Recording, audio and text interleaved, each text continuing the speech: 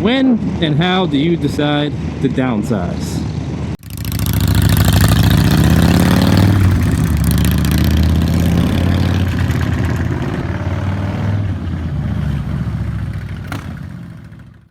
Good morning, everyone. Anonymous Biker USA. First time here, consider subscribing, hit that thumbs up. Thanks for watching.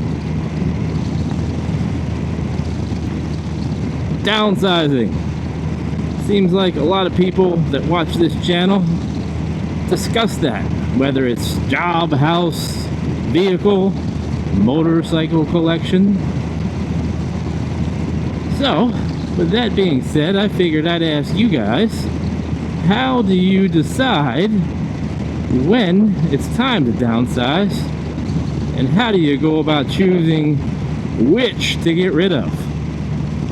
Sometimes it's so much back and forth. It requires the intellect of splitting a molecular atom.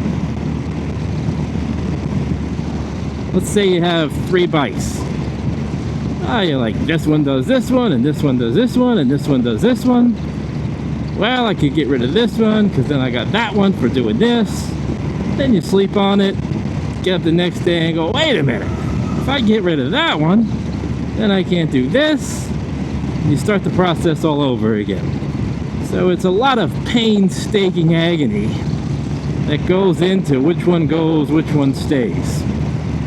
So those of you out there that are in that current process, how do you make that decision? What goes into it? And how many bikes do you have? Do you have 3 and you want to go to 2? Do you have 5 and you want to go to 1? I mean, it's a lot to think about. And those of you who have 1 bike, did you buy a 1 bike do everything, or just buy the best 1 bike for you, for what your purpose is, which would make total sense?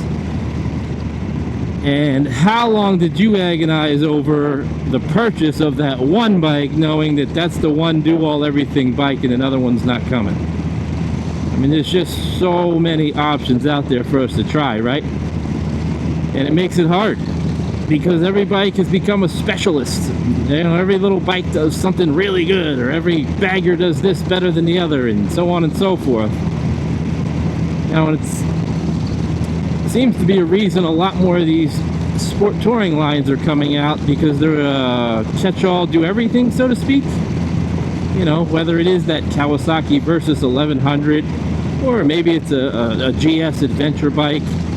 It kind of has a little bit of everything, so you can get away with having 1 bike and feel okay about it, so to speak.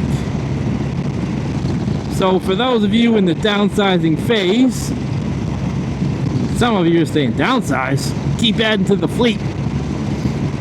Which is fine too. But making that decision of which bikes to keep, be it 1, 2, 3, maybe you have 10 and you're going to 7, I don't know. Depends on what your situation is, but usually most of the people that watch this channel have 2 bikes for the most part, whether it's a little dirt off-road bike and a regular cruiser or whatever it may be. If you have to go, no, you have to go to 1, but a lot of people, you know, I see them mulling around, maybe I'll just go to 1 bike, I don't ride this one as much as I used to, blah, blah, blah, blah, blah. What goes into the decision? And how do you ultimately arrive at that final selection? Then, once you do, and if you did already, share this, how much regret did you have after you decided that this is the one? And did you keep it, and did it stay the one, or did you get back into the old pattern again? It's hard to not get in that pattern, right? It's a hobby, we enjoy it, we like trying different bikes. From an ownership standpoint, it's cool to see what all the different manufacturers offer. After the first 6 months, when you figure out all the little glitches and nuances, finding out what bike does what well, which for me, the strategy is I'm going to keep having as many as I can, because when the time comes to get down to 1 bike, maybe 2, I'll know from experience of ownership which best two to pick for my riding needs. So, strategical approach, yes. Foolproof plan, we'll see. So leave it in the comments below. Time to downsize. Did you already do it? Are you going to do it? Or are you saying, what's downsizing? All depends on where you're at in that demographic spectrum. Thanks for watching. And don't forget,